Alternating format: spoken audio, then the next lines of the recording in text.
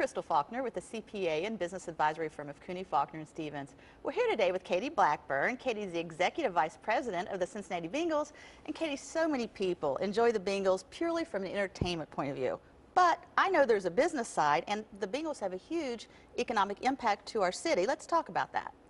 I think there is a big economic impact that the Bengals make in the city. I think there's a couple pieces to it.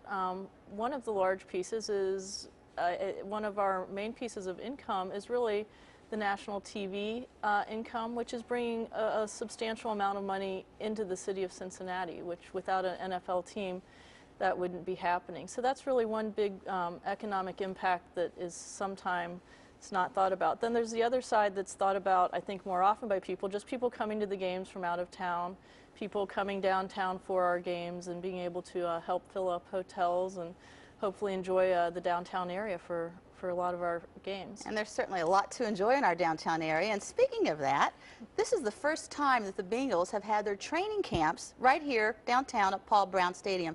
How did you come to that decision, and what impact do you think that's going to have on fans? Well, it's been going really great. We are excited to be having training camp here.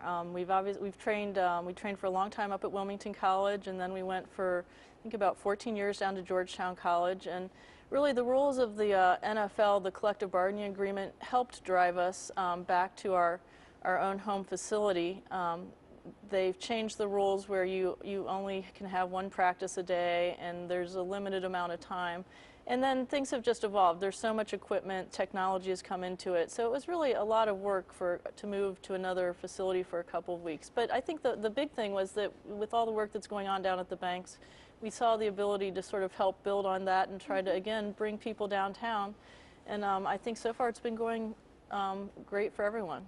Well, Katie, I'm really happy that you made the decision to bring the Bengals back downtown for training, and we're going to talk about that and much more when we continue our conversation with Katie Blackburn of the Cincinnati Bengals on WCPO.com/businesswise. So, Katie, the training camp goes until next Sunday, August the 19th. If people watching this morning would like to come down, take a look at the Bengals, how do they go about getting tickets? Well, we have one more week where our practices are open to the public, and we have actually 2 dates where we're going to be practicing in the stadium. Don't need ticket, just come on down on Sunday, tomorrow, the 12th at 3:30, and then Sunday the 19th at 4 o'clock. So we have 2 more stadium practices open to the public. Just come on down. And then there are only a couple of other practices because we have an away game in Atlanta this week, but there are a couple other practices that are on the practice fields. You can go to Bengals.com to find out the specifics of the time, but you do need to get a ticket. We have a limited amount of space at the practice field, so tickets are available at the ticket window at 10 a.m., but you also may be able to get in just by showing up at the time of the practice.